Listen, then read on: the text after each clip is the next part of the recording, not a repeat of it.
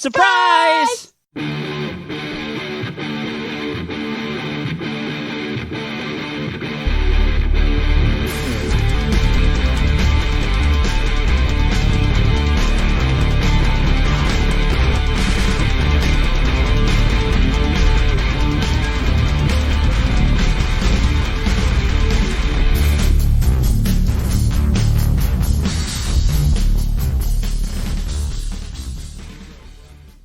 Welcome, everybody, to a special edition of the PodAskew Podcast. I am CJ, and not with me tonight is my hetero life mate, Rico. However, his life mate, Stephanie, is. Hi, Steph.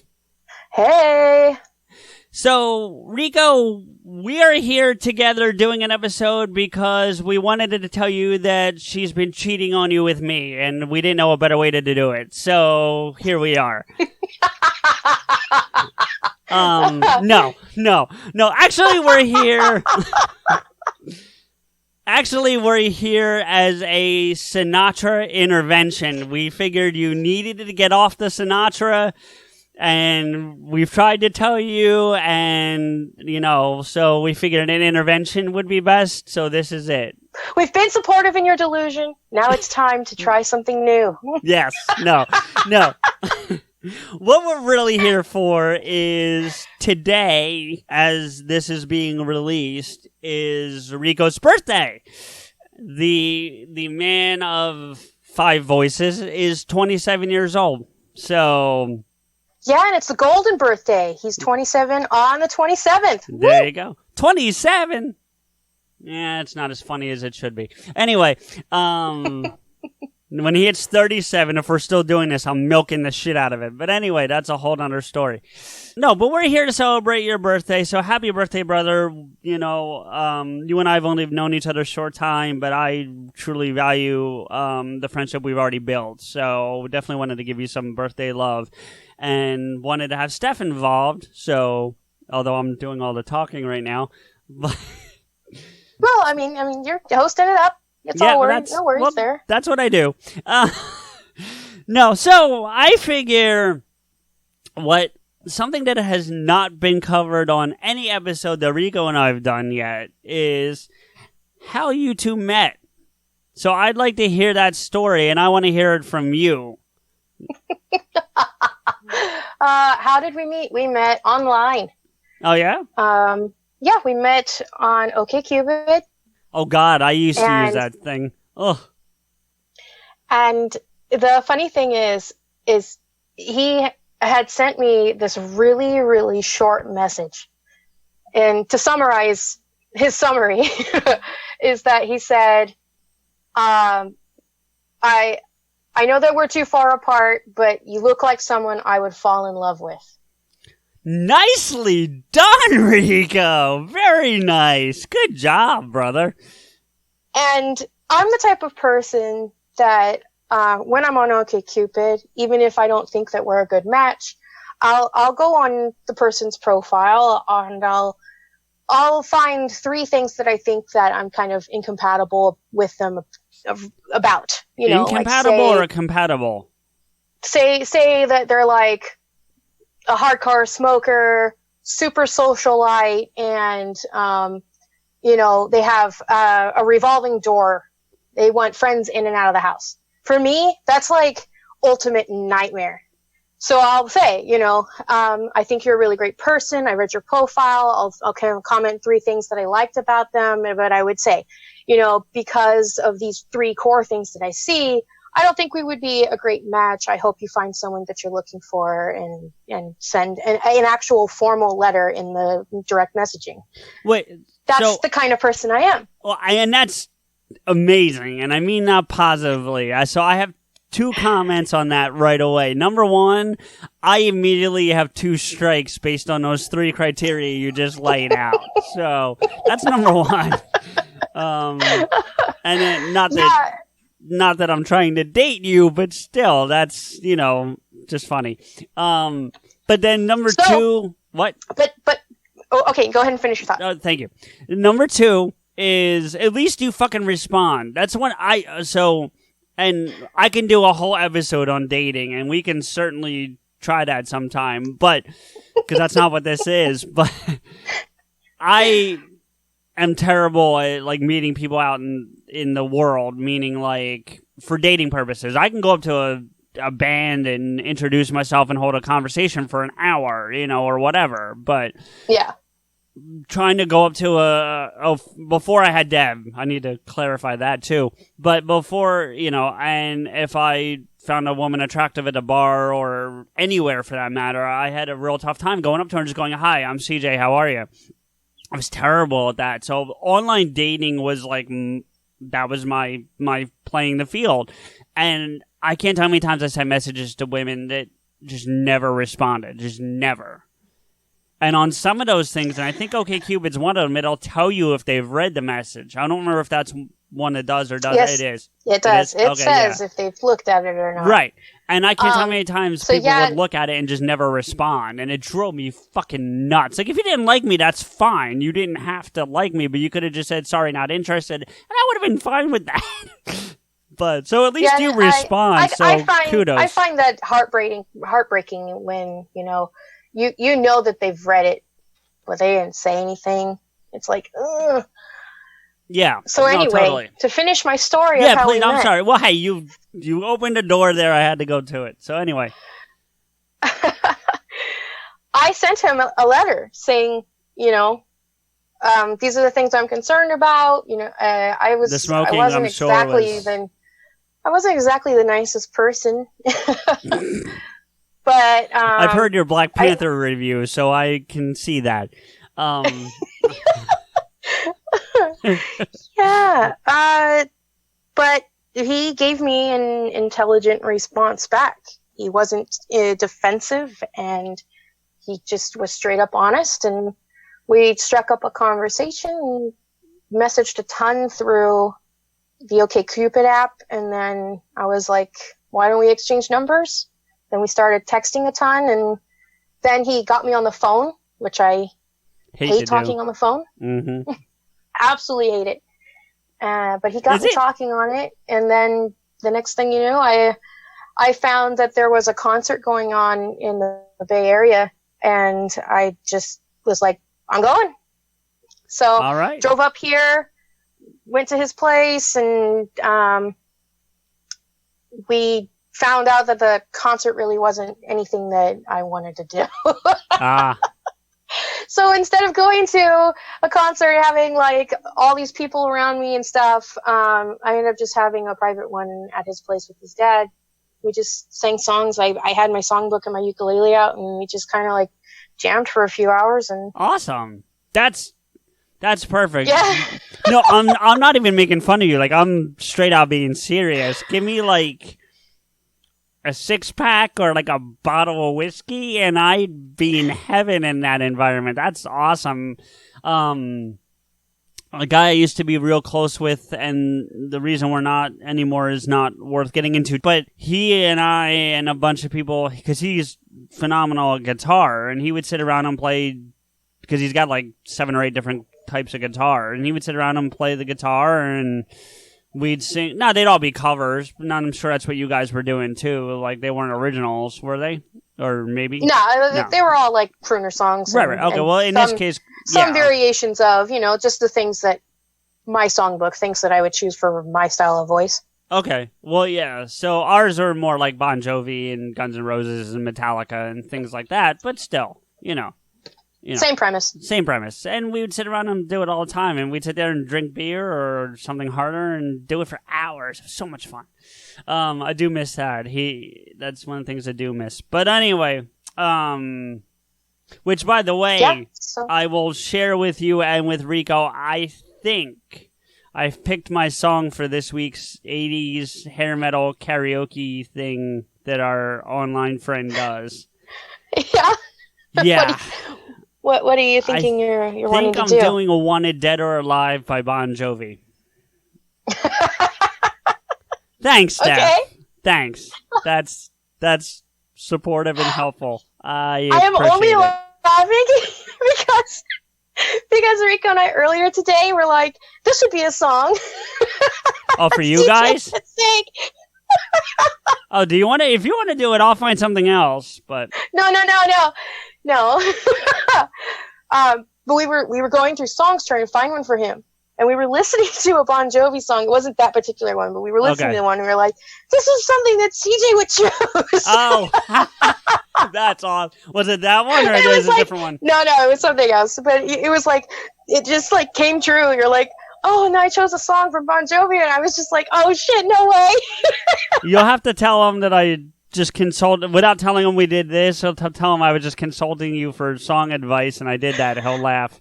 Oh gosh. Or he'll hear this first. I'm not sure. But anyway, okay,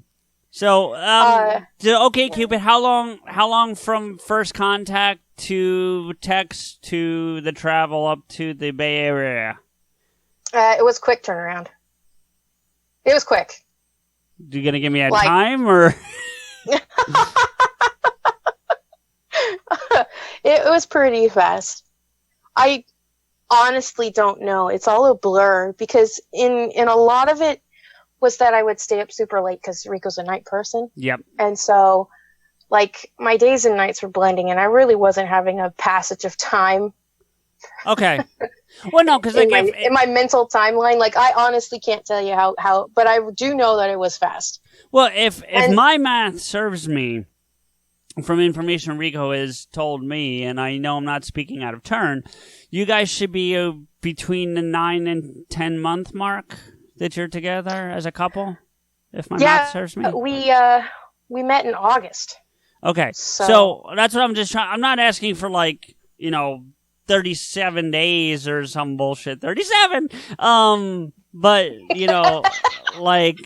is it June? Is it July? Is it mid-July? Just ballpark it, or no idea? No, you know what? I'm the type of person that I put it in a calendar. You would, Steph. It's late August that we met in person. Let me see. I can give you a more intelligent answer. It is kind of fun listening to you struggle for it, honestly, but, Well, because what you don't realize is that I'm the type of person that can't remember names and dates of anything. So, yeah. Would it bother you terribly if I told you I do realize that? No, actually, it would make sense because it's just me. Well, I've gotten to know you pretty good over the, was it Let's 3 see. or 4 months that I've been doing this with Rico now? I don't want to sound creepy, but I kind of screenshot some key points in time and when we met each other in certain points of conversation. That's not creepy. Just because I like to look back on stuff. Yeah, nothing wrong with that. Let's see here.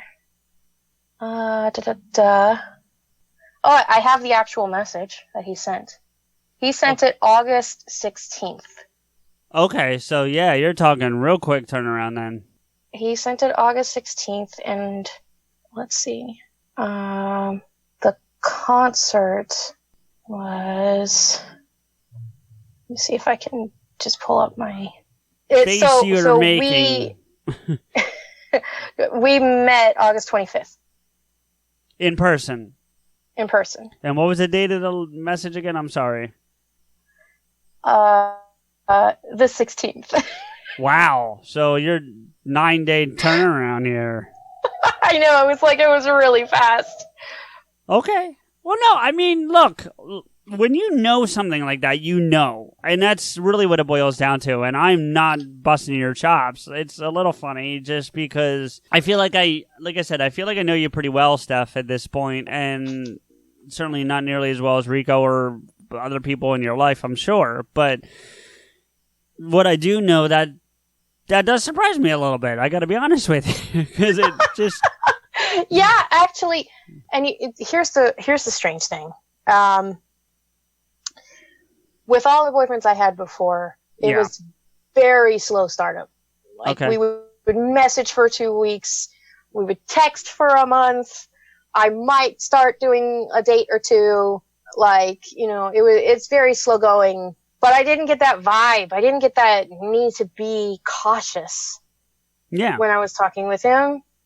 Okay. And then, because Rico and I, on some base level, have a lot of similarities. Yeah. We've been hurt in very similar ways in past relationships. We've had similar upbringing and similar hardships. So there's a lot of things that don't have to be said. We just know. Yeah. And there's a lot of comfort in that, you know? Yeah. No, I do. So that's awesome. So, you know, in order to bust Rico's balls, he was saying the other day, because I was like, oh my gosh, can you believe it's almost been a year that we've been together already? And he's like, yeah, it feels like it's been forever. And I went, oh, really? And he's like, no. That's awesome. He's like, no, it feels like we've known each other our whole lives. Yeah. I was like, really? It feels like forever already. Oh, that's so funny. That's funny. Happy birthday, brother. No, that's pretty funny. In all fairness, I guess I should tell the story about Rico and I meeting, which is ironically kind of similar. No, I had a previous podcast called Running the Hamster Wheel that had fallen by the wayside for a multitude of reasons that are not worth getting into, but I will share are similar to the same reasons I'm no longer close with the friend who played the guitar I told the story about earlier. And I always enjoyed doing this, the podcasting. It's something once I got to do it once, I got the bug, like, immediately. Like, I love doing this. And Rico and I've talked about it multiple times off air. Like, if I could do this for a living, I would do this 5 days a week, and it wouldn't faze me in the least. I wouldn't care. It'd be the best. So, I had always had the bug, never really lost it, and was really just itching to get a show back. And for a long time, I just kind of figured, I guess it's just not going to happen. And then one day I was talking to Deb, and I was like, Deb, I got to do it. I can't not. This is driving me nuts, because I listen to podcasts at work all day. And Kevin Smith being the multitude of them, because he's got like 7. And he's constantly hammering home on all his shows, you know, put something in the world if you want to hear it. Just do it. And like that meant that mantra. And it drove me nuts that I wasn't doing it. And so I'm part of a Kevin Smith fan page on Facebook. And so on Facebook, Twitter, and then on that specific fan page on Facebook, since I figured, well, before I get into that, I put out a message just saying, hey, I need to start a new show. I need a co-host. Hit me up if you're interested in doing it. Let me know what your ideas are. Let's talk about them. And I specifically went to that fan page because I figure if I'm getting that reaction from listening to Kevin and listening to him like beat home that go do it mantra, that I couldn't be the only fan that wanted to do it. So I figured if I was going to get any candidates, it would be in that fan page. And multiple I mean, that makes sense, because I mean, if you guys are fans already, then they're going to know like his mantra. Exactly, and that's kind of what my logic was. So I put the message out there, and literally within like 2 hours, I had like 10 people hit me back saying, all from that fan page, all going, yeah, let's do a show. So I started, so I started messaging individual people, because I'm not big on like open conversation, meaning like for the rest of the world to see. I don't mind putting out that initial, hey, this is my thought, but then like to have the initial announcement. Right, but then the further back and forth, I'd kind of have more private. So I started messaging people privately, going, hey, you know, talk to me about your idea. Let's see what you got in mind. What can you bring to the show in terms of content and capabilities, both from the broadcasting and then also like recording, editing, all that kind of stuff. Mm-hmm. And at one point, I'm going to be straight out honest with you, it looked like I was going to start 4 shows at the same time. like 4 shows were going to launch. But Rico was one of the people to hit me back. He's like, I already do this YouTube channel, and I've been looking to do something more long format. And so let me know check out the show and let me know what you think. And that was it. And he sent me a link to the Rico's Rants. So I pulled up Rico's Rants. Short and sweet. He's like, hey, yeah. I'm not going to sell myself. Take me or leave me. That's really what it was. And to be fair, there was a charm in that. Like, that's kind of, I really respected that. It wasn't like you said, he wasn't going to sell himself. Like, here's a big, long reason why we should do the show. It's like, I'm interested. I do want to do something like this. Here's some work I've already done. And like I said, the link to Rico's Rants. Let his work speak for itself. Really, it was. And so I pulled up a couple rants. I forget which ones I watched at this point. I think one of them was one of the Peter Pan ones, but I watched a couple. And I definitely saw charisma. And that's what you need when you're going to do something like this. You know, like, we've talked about some serious topics on episodes up to this point, but we've had a lot of fun too. At least I think we have. And I think as we're, getting to know each other, we're having more fun, which is what's kind of the point. So I checked out the rants and I shot him a message back and I was like, dude, you've got something here. What do you think you want to do with the pod? And I'm not going to bore everyone with all the details, but we started hashing out ideas. But that was all through Facebook Messenger. Well, within like an hour, he's like, here's my number, text me. So it's like, it's kind of ironically as quickly, like it's the turnaround with you guys, which is what's so kind of funny about it. He's like, we're cool here. I trust you with my number. Let's do this. Right. And the scary part is that in the last episode that we put out, he's talked about we're going to cuddle, which is freaky. But in any event, so... but yeah, no, it was cool. And I think another reason why a lot of people hit me up on that page, besides Rico, is that I am from New Jersey. I think that people correlate Kevin and me in New Jersey. Not that I know him or they think that I know him, but I do honestly think that there's a special homage to someone being in the homeland of Kevin. Yeah, basically. No, because there were a couple people that like hit me up just to ask me what it was like at the Quick Stop.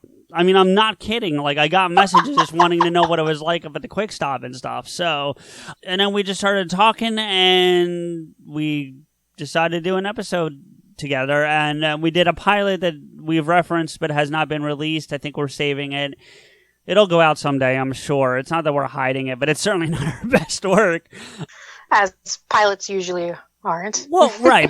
But it's a little bit like the conversation we're having, but really even more all over the place. But anyway, so, and then we recorded, and here we are. PodAskew lives. So, but, so Rico's brought, I think, positive things to both our lives, and that's kind of the point of bringing all this up, is that in his infinite weirdness, is, I've always considered myself an old soul. I've joked that I was 30 when I was 16. I've just always been old. And I think what attracted to me in a lot of ways to Rico is that even though he's turning 27, woohoo, 27, that he has a level of wisdom that's beyond his years. Wisdom isn't really correlated with age. And so life experience generally. Yeah. It's life experience, or, being able to connect things. And in a lot of ways, that's what drew me to him. Right. It's like, this is a fellow person who I can actually have an intelligent conversation with, but at the same time, we can be laughing about a fart joke. Like, yeah. It's like. Although I have to say, without giving your age away, I know you're slightly older than he is. That's so sweet of you to try and be kind, but I'm turning 30 this year. Okay, well, I was trying to be respectful. But and this is no secret because he and I have talked about it. But there's a well, it'll be 11-year age gap as of today, but Yeah. between he and I, and that 11 years shows through from time to time in certain things that we talk about, whether it be just things that, God, there was one thing we were talking about, I forget what episode it was, but I saw it as it happened, and he was 2 years from being created, let alone anything. So it was just... It had something to do with, like... I think it was the Berlin Wall stuff. Yeah, it was the Berlin Wall. It was something about the news. Yeah. Yeah, and it was just... I was 9. And he, as we said on that episode, he was cum. So... Well, even between Rico and me, that gap shows a little bit on certain things. Certainly closer than the gap that he and I have. Yes. So yeah, that's true. And I don't want to fill any of Rico's gaps. So but no, I think we've said all we need to say. Happy birthday, brother. Seriously, we wanted to do something funny and ridiculous, and that'll take you off guard. Heartfelt and special. What's that? Heartfelt and special, too. Well, that's from your end. Mine's just to be ridiculous and humiliating. So... As friends do. And co-host, that's you know what? Before we end this off, I have to read you a text exchange that he and I had, last night, by the time everyone hears this. And I asked him, I said, where is it? I said, are we recording on Sunday? Because this will be a Wednesday when you're hearing this. And he goes, possibly. I have to double check with friends and family first. And I said, oh, glad I qualify as friends and family. Thanks. And he said, oh, you do, but they're in town, you're not. I said, no, I got you. I couldn't help myself. And he said, you're a needy bitch. So there's a little bit of Rico on the episode for his birthday. So. Oh, you guys. Yeah, I think we have a pretty good interaction. It's fun. He's like the little brother I don't have. Well, I do have a little brother just now, but he's like a little brother at this point. It's kind of fun, and I enjoy having that dynamic with him. I don't think I've ever told him that, not because I don't want him to know. It just never really came up. But that's kind of how I view things now, and it makes it fun, and it makes doing these episodes that much more enjoyable for me. So yeah. So all right, Rico, happy birthday, brother. Seriously, enjoy your day, and we'll get things going on the next episode. Say goodbye, Steph. Happy birthday, Rico. Bye. Hiya, everyone. Stephanie here with a few thank yous and FYIs on how you can get in touch with and follow PodAskew. Oh yeah, and the guys. Let's start with a huge shout-out thanks to Dubbed in English for the opening theme music, 96 Reasons. If you're trying to find them online, they've dropped off the face of the earth. Just kidding. But no, really, their music is offline now, so send an email request to podaskew@gmail.com or CJ's Twitter handle at @im_blade, and he'll throw you a copy of the full song and or the whole EP, Plan 9. Also, let's give a big thanks to Samuel Lemons for our closing music theme, Askew. I encourage you to discover more of Samuel's masterfully manipulated rhythms on SoundCloud at www.soundcloud.com/Samuel-Lemons. I don't know how you're listening to this now, but you can find other PodAskew episodes in several places, starting with the awesome network Podcast A Go-Go at podcastagogo.com. iTunes and Stitcher, where a quick high-star rating from you goes a long way in helping us hit the top of the charts. Or you may prefer Google Play Music. Don't want to be strapped down by an app? Then find us on podcast search engine Listen Notes. Type in PodAskew, yes, that's all one word, into any of the aforementioned searches, and PodAskew will pop right up on whatever screen you're using. And of course, there's our founding site that started it all, Podcast Garden, at www.podcastgarden.com/podcast/PodAskew. By the by, if you're looking to host your own show, Podcast Garden is the ideal place for all your podcast hosting needs at a very affordable price. Now, if you want to agree with or yell at the guys directly, follow them and the show on Twitter. For the show, at PodAskew. For Rico, at RantsRico. And again, CJ is at im_Blade. While you're at it, feel free to follow the network at Podcast A Go-Go. Finally, let's not forget our biggest thank you is to you for listening, subscribing, rating on iTunes and Stitcher, and promoting our show by being our fans. CJ and Rico truly appreciate your time and look forward to bringing you another episode soon.